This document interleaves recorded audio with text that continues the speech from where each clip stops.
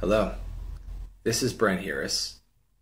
Welcome back to my channel. Welcome to this video. It's been a little while since I've been here. Not through lack of effort. Just making videos is super weird. It's just a weird feeling.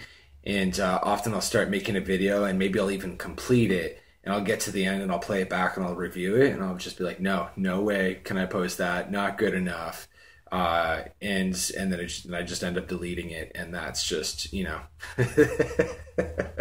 that's just how that goes. I don't know if you can relate to that at all. Self-condemnation and a sense of not good enoughness about yourself and what you do. So if you don't go through any of that, bless you. You are blessed, and I hope you continue to go unscathed in this particular arena of life. Nevertheless, I wanted to make a video for you about meditation, which I've gotten into recently, or back into, I should say. I think a lot of us go through two main spiritual cycles, I will say, where there's one effort or there's one movement that many of us go through, which is the movement of using the law of attraction, using the principles of Think and Grow Rich, the principles of how can I create my life exactly as I want it? What can I do to enjoy all the riches and all the success and all the accomplishments that life has to offer? How much can I grow? How much can I experience? How amazing can life get? How can it get more amazing? Setting goals and going for them, this whole outward movement into life. It's possible, it strikes me as very healthy to move into this style of thought and this style of life and action and behavior. But what it can lend itself to sometimes is overdoing it, which I frequently do, which is to spend too much time in a state of activity and reaching and trying and striving and struggling and effort. And then it goes from being a joyous expansion of energy. One ends up, kind of gnarled up and twisted up and juiced and out of life and tired, and your muscles kind of hurt and the results kind of die off and things become frustrating. And you see everybody else around you enjoying success, and you're like, man, I wish I had that success too. Bitter, spiteful, that kind of thing.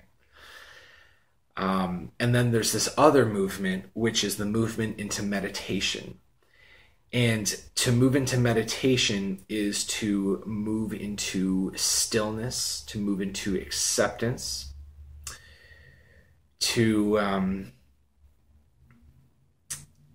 move out of judgment, to move out of the mind entirely, to move out of past and future, to move out of story, to move out of this idea that I'm incomplete and I need to complete myself by attaining or achieving or collecting.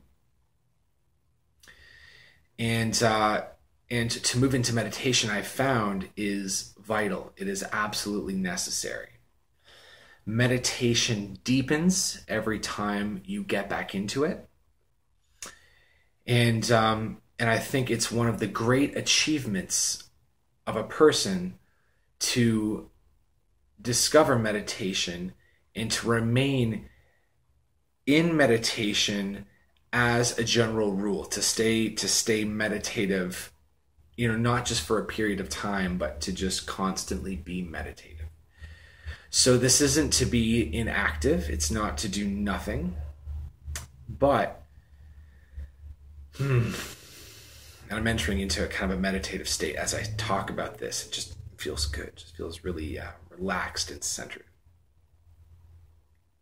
To be meditative is not to be inactive, but it's to be without negativity and without a sense of urgency or just a sense of general lack around life. So what I'd like to do now is I'd like to discuss meditation, discuss the meditative state, and what I'm going to do is, as much as I can, is I'm going to remain in as deep a meditative state as possible so that I can broadcast or even transmit some of that energy.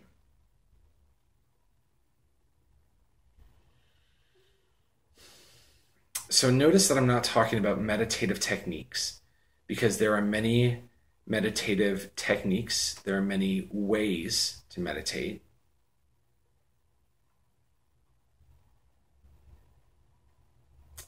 But ultimately,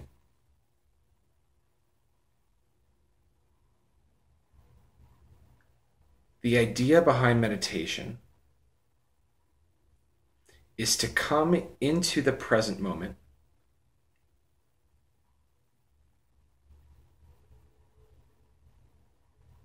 and to come out of your head, to come out of your mind, to come out of your thoughts. We're not against thoughts. There's nothing wrong with thoughts, nothing wrong with thinking.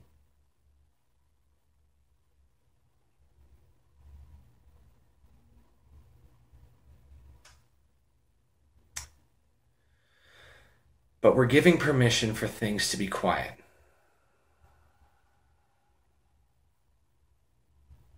When things go quiet,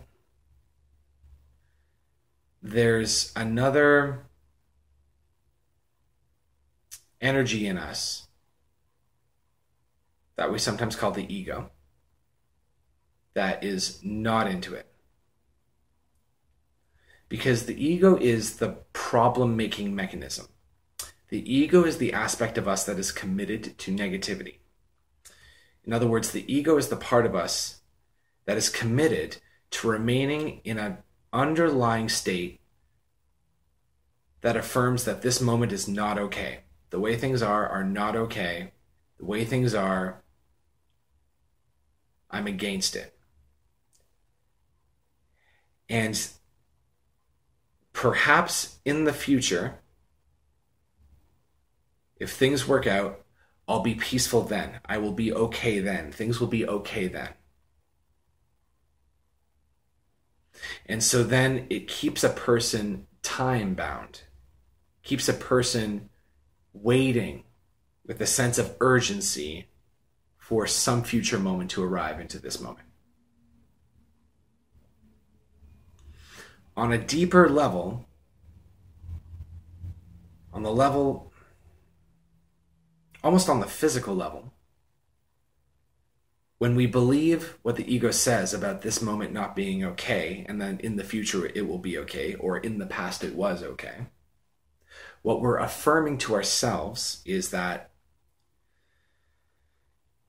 this is not okay. Just, because on the deepest level, we don't understand time.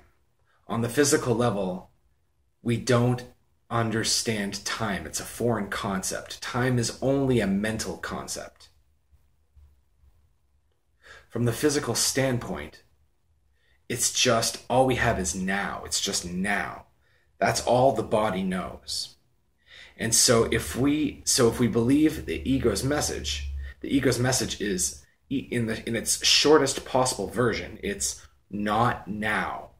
That is what the ego is saying. Not now. Or in other words, no to now.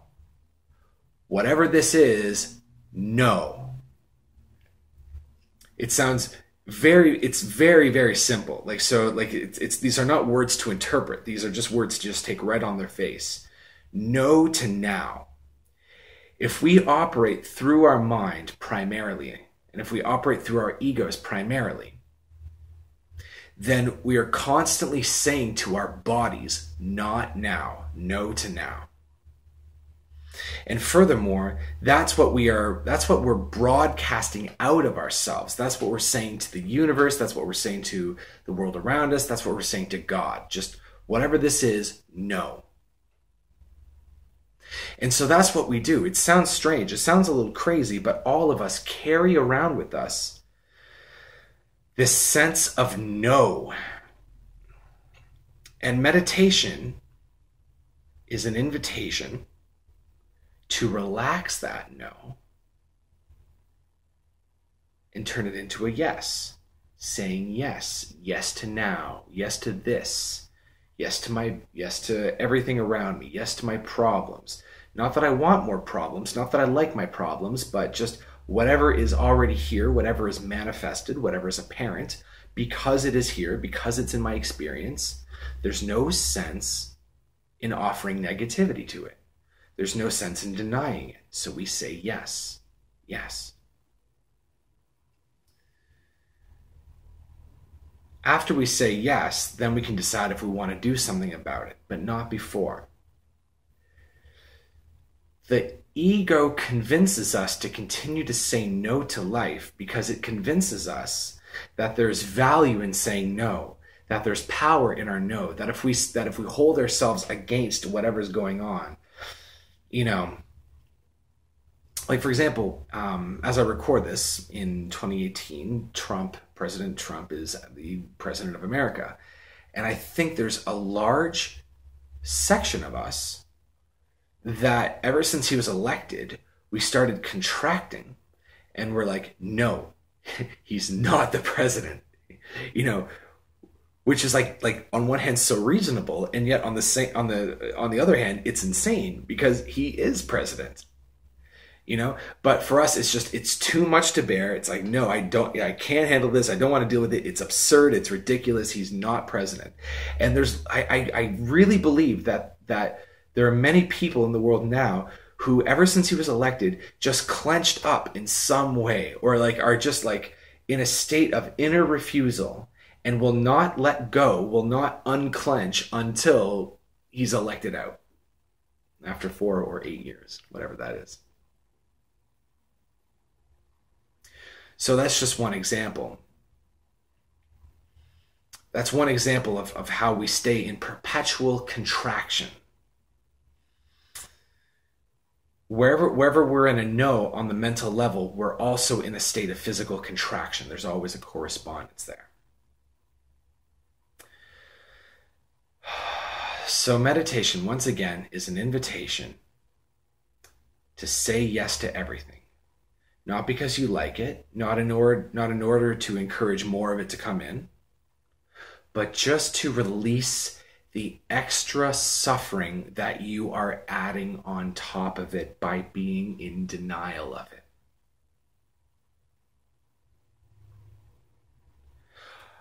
Are you ready in this moment now to stop adding extra suffering to your situation? If yes, would you be willing to say yes to that which you've been saying no to? In other words, would you be willing to readjust your idea about how reality should be, so that your idea for how reality should be is how reality is, so that they're the same thing?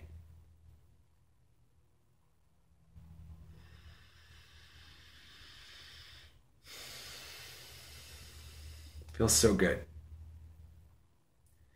Because if your idea, we can say to have your idea of how reality should be is the same as how reality is. It's the same as releasing your idea for how reality should be, so that you have no prior made idea for how reality should be. We think that because that reality as it is causing us to feel negative and stressed and anxious, when in reality, it's not the reality itself. It's because of how distant it is from our idea about how it should be. It's that disconnect that is causing us angst and strife and suffering and so forth. As soon as you release your idea about how reality should be, so that you can just allow reality to be as it is, that's the moment your suffering ends.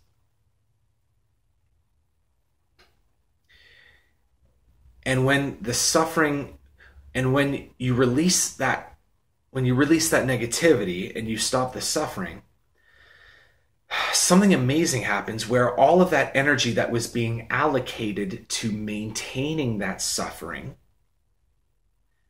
you get to reclaim that energy, and you can direct that creatively towards creating something new.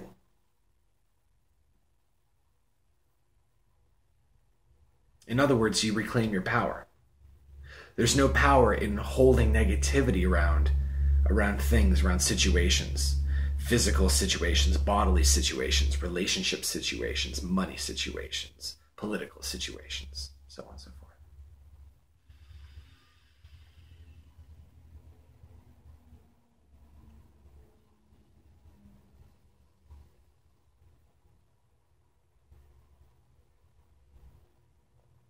If it's your desire to go deeper into meditation, notice how quiet everything is.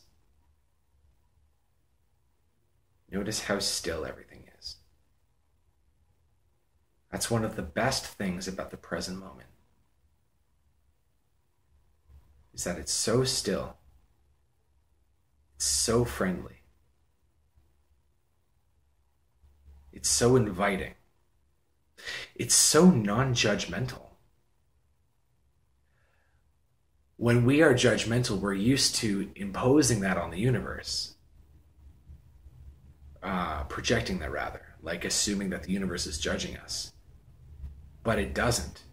The universe isn't keeping track of anything. It does not have a running tally of your successes and failures. It doesn't even care how much you succeed or fail. It doesn't care about any of the information about you.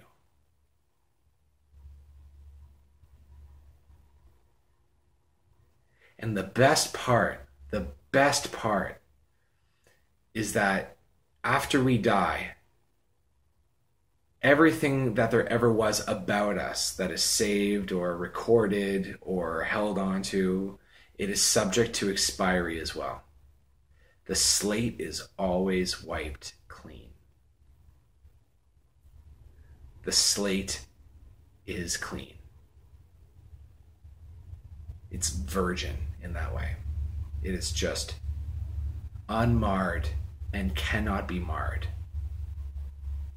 Cannot be permanently degraded or vandalized or etched or owned.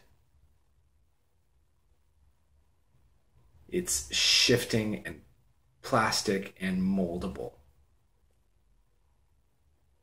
And it's not different than from what we are. That's the best of the best parts. It's the new best part. It's what we are. It's what we're made of.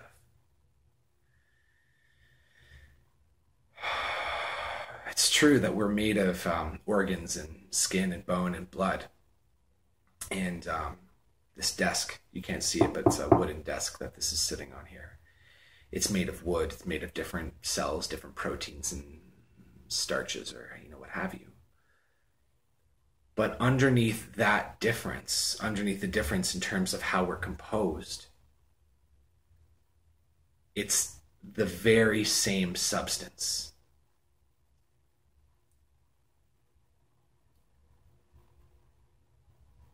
The difference between ourselves and anything that you can see around you in the room is only cosmetic. It's only surface level. It's only skin deep.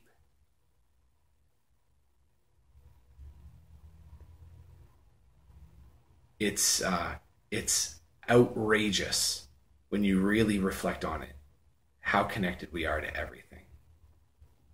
How consciousness itself. We're getting a little bit out there, but I hope you really follow me on this. I was arguing, I have a friend that I see seasonally, and I argue with him because he's of this belief that consciousness is produced by brains, by human brains. And in that, like, there's like, the consciousness is, and by consciousness I mean like the ability to be aware of something, the ability to just like to observe something, the ability to know that you're experiencing something, like the knower that resides within you underneath everything. That's what I call consciousness. And so he's of the impression that consciousness is like there's like one per brain and they're all different. And I'm of the conviction lately that it's just consciousness. It's like just consciousness. That and consciousness is the primary reality. It's like the wherewithal to know, the knower, the seer, the perceiver, the light that's on inside, so that you know that I'm not just like as you're listening to me talk, you know that I'm not just like, rattling off like pre-made thoughts and I'm just skin and bone and it's just kind of like random. Like there's really like, consciousness in here, and there's consciousness in you, and you can recognize that in yourself as well. That's the primary. And what it does is it comes into physical form like a hand in a puppet, and gives life to things and moves around as those things.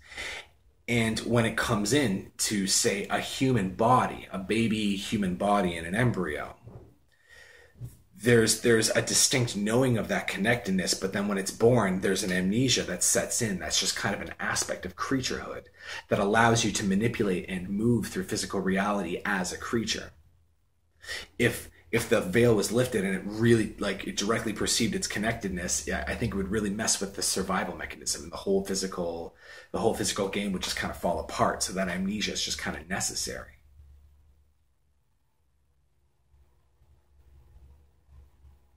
But it's there for you to sense that connectedness, to know that you are everything, to know that we all convince ourselves that, like, we really, really believe that, like, our name and our story and where we've come from and what we're hoping to accomplish and our purpose and our job and our family, our history, our heritage and so forth, that is what we are.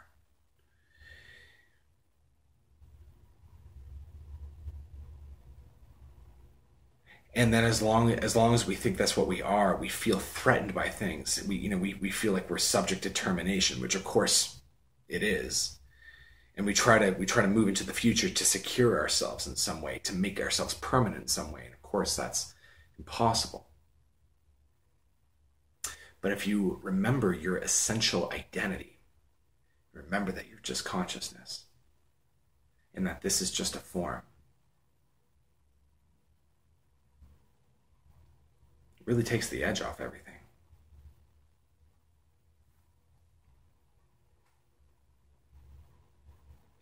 Can you notice a sense of hurry? Can you notice the sense of urgency in you? Can you notice an aspect of yourself that's trying to make sense of what I'm saying and is coming up, with nothing? Can you notice the part of you that's frustrated?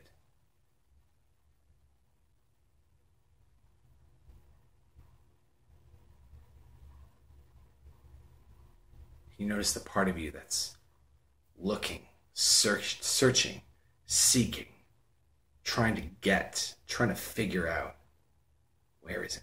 Where is it? Where is it? Where is it? Would you be willing to relax that for a moment? Would you be willing to give that a rest?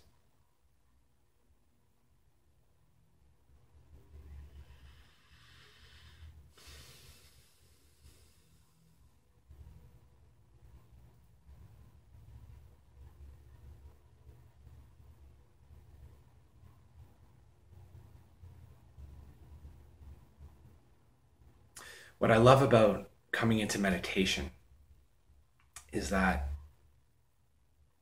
all sense of incompleteness or lack, it falls away. It's like the first thing to go. Just like husk off of an onion. Just falls right off. This idea that I'm incomplete or unsuccessful, this idea that I'm not happy, that I'm not enlightened, that I'm not peaceful, these are just ideas. Peace is what you are. Enlightenment is what you are. God is what you are. Success is what you are. Perfection is what you are.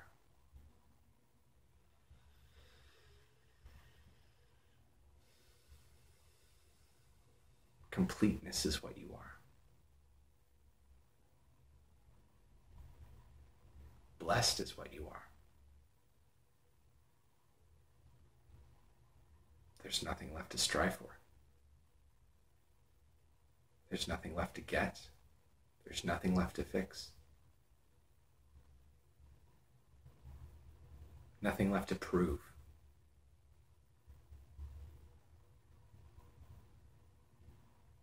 So would you be willing to be here? Would you be willing to sit still?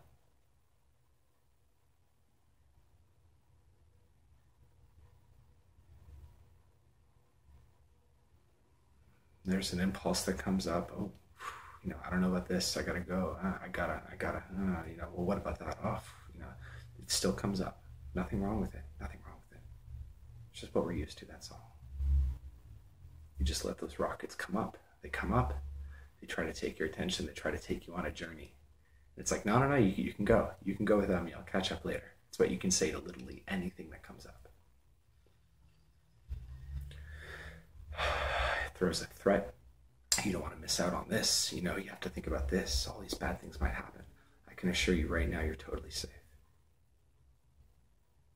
You are safe to be present. Nothing will be missed. Nothing bad will happen.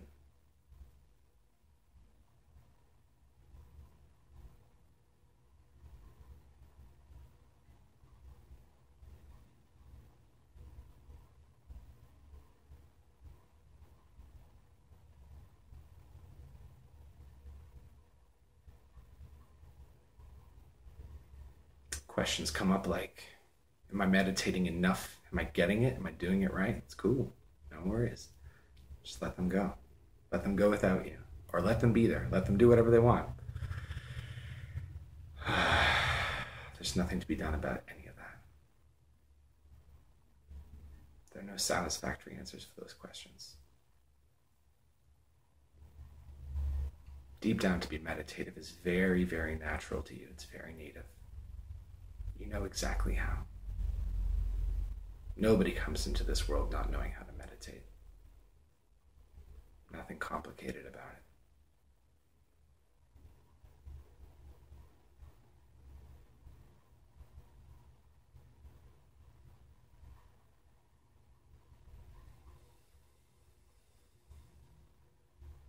And it just goes deeper and deeper and deeper.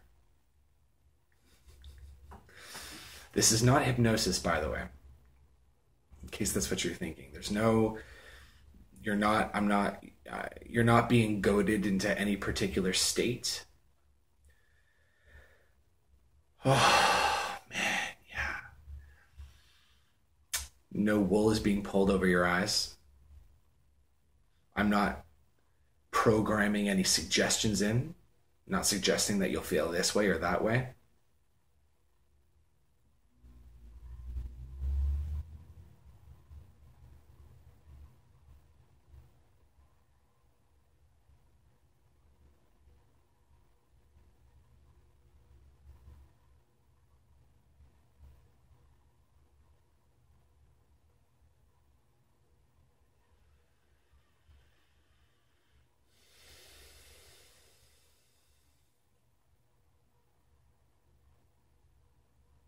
Thank you for being here.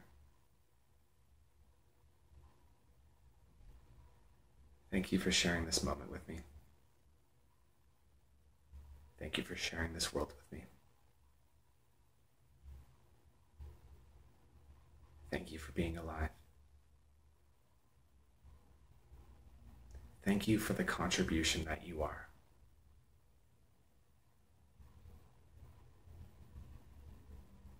Please know that your foremost contribution is who you are. And everything you do and everything that you offer is secondary. It really is. Your presence is enough. Your presence is the service. Your presence is the fulfillment of your purpose.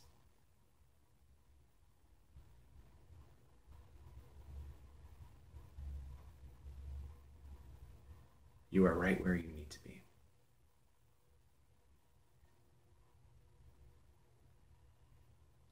All right. Catch you later.